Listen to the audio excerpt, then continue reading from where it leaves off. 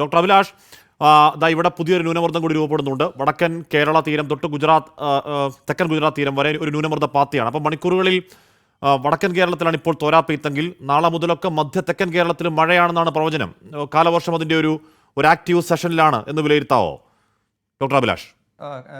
കാലവർഷം അതിൻ്റെ ഒരു സജീവ കാലഘട്ടത്തിലൂടെ കടന്നുപോയിക്കൊണ്ടിരിക്കുന്ന ഒരു സമയമാണ് ഇത്. ഏകദേശം ഒരു 14-ാം തീയതി തുടങ്ങിയ ഒരു മഴയാണ്.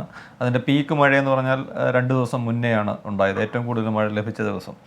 അത് കഴിഞ്ഞിപ്പോൾ മഴയൊന്നും കുറയുന്ന ഒരവസരമാണ്. എന്നിരുന്നാൽ പോലും വടക്കൻ കേരളത്തിൽ ഈ ഒരു ന്യൂനമർദ്ദ പാത്തിയുടെ സ്വാധീനം വടക്കൻ കേരളം തൊട്ട് ഗുജറാത്ത് തീരം വരെ നിലനിൽക്കുന്നതുകൊണ്ടാണ് വടക്കൻ കേരളത്തിൽ പ്രത്യേകിച്ച് ഇപ്പോഴും മഴ ലഭിച്ചുകൊണ്ടിരിക്കുന്നത്. ഈ ഒരു ന്യൂനമർദ്ദം ഇപ്പോൾ ഒഡീസ തീരത്തിന് സമീപത്താണ് ഫോം ചെയ്തിട്ടുള്ളത്. അത് ക്രമേണ അത് ലാൻഡിലേക്ക് മൂവ് ചെയ്യുന്നതിനനുസരിച്ച് ഒരു പക്ഷേ മഴയുടെ ഇൻറ്റൻസിറ്റി നാളെ മുതൽ ഒരു 19-ാം തീയതിക്ക് ശേഷം ഇത് കുറഞ്ഞു വരുന്ന ഒരു പാറ്റേൺ ആണ് കാണുന്നത്. ഡോക്ടർ, നമ്മളിപ്പോൾ നമുക്ക് കിട്ടിയ മഴയുടെ കണക്ക് നോക്കിയാൽ അങ്ങനെ ഒരുപാട് മഴ ഈ ദിവസങ്ങളിൽ പെയ്തിട്ടില്ല. എന്നാൽ പെയ്യുന്ന മഴയുടെ തോത് ഭീകരമാണ് താനും. അത് നമുക്കൊരു പുതിയ അനുഭവം അല്ല എങ്കിൽ കൂടിയും ഈ വർഷത്തേക്ക് എത്തുമ്പോൾ പോയ വർഷത്തേക്കാൾ കൂടുതൽ ആ ഒരു ട്രെൻഡ് മഴയിൽ കുറച്ചുകൂടി സജീവമാകും തോന്നുന്നു ഡോക്ടർ അഭിലാഷ്. അത് തീർച്ചയായിട്ടും അത് കഴിഞ്ഞ ഒരു 4-5 വർഷമായിട്ട് നമ്മുടെ മഴപ്പെയ്ത്തിൻ്റെ രീതി നമ്മൾ പരിശോധിച്ച് കഴിഞ്ഞാൽ മനസ്സിലാകും. ഒരു 2 മാസത്തെ മഴക്കുറവൊക്കെ ഒരു സ്പെല്ല് കൊണ്ട് പരിഹരിക്കുന്ന തരത്തിൽ. 2019 ആഷ്മി സൂചിപ്പിച്ചതുപോലെ കവലപ്പാറ പുത്തുമല റീജിയനിലൊക്കെ വലിയ നാശനഷ്ടങ്ങൾ ഉണ്ടായ സമയത്ത് ഓഗസ്റ്റ് 1 വരെ മഴക്കുറവ് 36%. അതിൽ നിന്നാണ് ആ മഴക്കുറവ് ഒരു 2 സ്പെല്ല് കൊണ്ട് മഴ കൂടുതലായി മാറിയത്. അപ്പോൾ ആ ഒരു സ്പെല്ലിലാണ് കവലപ്പാറ പുത്തുമലയിലൊക്കെ പ്രശ്നങ്ങളുണ്ടായത്. അതോടെ തന്നെ ഈ വർഷവും അതേ സാഹചര്യം തന്നെയായിരുന്നു. ജൂൺ മാസം ഒരു 20-22 ആയപ്പോഴേക്കും 46% മഴക്കുറവിൽ നിന്ന് ഇപ്പോൾ ഇന്നത്തെ കണക്ക് നോക്കിക്കഴിഞ്ഞാൽ 12% മഴക്കുറവിലേക്ക് കുറഞ്ഞിരിക്കുകയാണ്. അത് ഒരുപക്ഷെ ഇന്നത്തെ മഴയും കൂടെ കാണുമ്പോൾ അത് 10% താഴെയായിട്ട് മാറും. അപ്പോൾ അത്തരത്തിൽ വലിയ മഴക്കുറവ് 1-2 സ്പെല്ല് കൊണ്ട് പരിഹരിക്കുന്ന തരത്തിലേക്ക് മഴപ്പെയ്ത്തിൻ്റെ രീതി മാറുന്നു.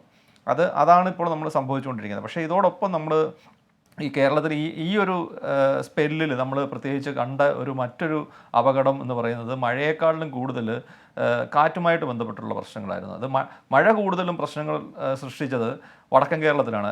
ഏകദേശം മലപ്പുറം ജില്ലയ്ക്ക് വടക്കോട്ടുള്ള പ്രദേശങ്ങളിലാണ് മഴ കൊണ്ടുള്ള കൂടുതൽ പ്രശ്നങ്ങളുണ്ടായത്. പക്ഷേ മഴയും കാറ്റും ചേർന്നുള്ള പ്രശ്നങ്ങൾ ഏറ്റവും കൂടുതൽ വ്യാപകമായിട്ട് കേരളത്തിൽ നമ്മൾ ദൃശ്യമായിട്ടുണ്ട് ഈ ഒരു സ്പെല്ലിൽ. അത് ജില്ല തിരിച്ചെന്നുള്ളതല്ല, തെക്കൻ കേരളം തിരുവനന്തപുരം മുതൽ കാസർഗോഡ് വരെയുള്ള മേഖലകളിൽ കാറ്റുകൊണ്ടുണ്ടായ പ്രശ്നങ്ങൾ വളരെ രൂക്ഷമായിരുന്നു എന്ന് നമുക്ക് മനസ്സിലാക്കാം. ഈ മൺസൂൺ സജീവ കാലഘട്ടത്തിലേക്ക് കടക്കുന്ന അവസരങ്ങളിലാണ് പ്രത്യേകിച്ചും കാറ്റിൻ്റെ വേഗത ഒരു 50-55 കിലോമീറ്ററിലേക്ക് ഉയരുന്നത്.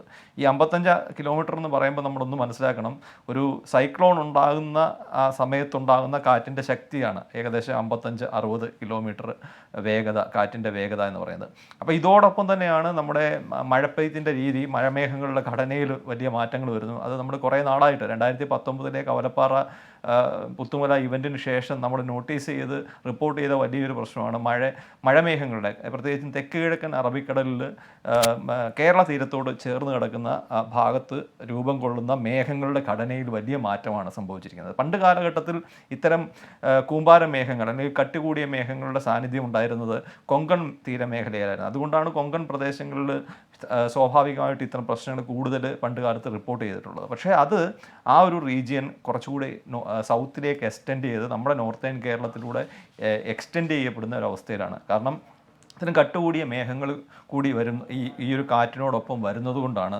ഏകദേശം എല്ലാ പ്രദേശങ്ങളിലും ഈ മിന്നൽ ചുഴി എന്നൊക്കെ നമുക്കിതിനെ പറയാൻ സാധിക്കില്ല. മിന്നൽ ചുഴിയൊക്കെ ഉണ്ടാകുന്നത് ഏകദേശം മൺസൂൺ അല്ലാത്ത സമയത്താണ്. ഒരു പ്രീ മൺസൂൺ, അതായത് മാർച്ച് ഏപ്രിൽ മാസം അല്ലെങ്കിൽ ഒക്ടോബർ നവംബർ മാസം, ഈ സമയത്ത് ചുരുങ്ങിയ സ്ഥലത്ത് ഒരു 10 സ്ക്വയർ കിലോമീറ്റർ അല്ലെങ്കിൽ 15 സ്ക്വയർ കിലോമീറ്റർ ഏരിയയിലാണ് ഈ മിന്നൽ ചുഴികൾ ഉണ്ടാകുന്നത്. ഇതിനെ മിന്നൽ ചുഴിയൊന്നും പറഞ്ഞ് നമുക്ക് പറയാൻ പറ്റില്ല, കാരണം ഇത് വ്യാപകമായിട്ട് നമുക്ക് ദൃശ്യമാകണം. അതായത് മഴയോടൊപ്പം ഈ കാറ്റിനോടൊപ്പം വലിയ തോതിലുള്ള ഈ ചെറിയ ഈ സർക്കുലേഷൻ, അതായത് വിൻഡിനൊരു പ്രത്യേക കാറ്റൊന്നും കാണാം. അതുകൊണ്ട് അത് പ്രധാന പ്രശ്നം എന്ന് പറഞ്ഞു കഴിഞ്ഞാൽ ഈ മഴമേഘങ്ങളുടെ ഘടനയും കൂടെ ഇതോടൊപ്പം പ്രശ്നമാണ്.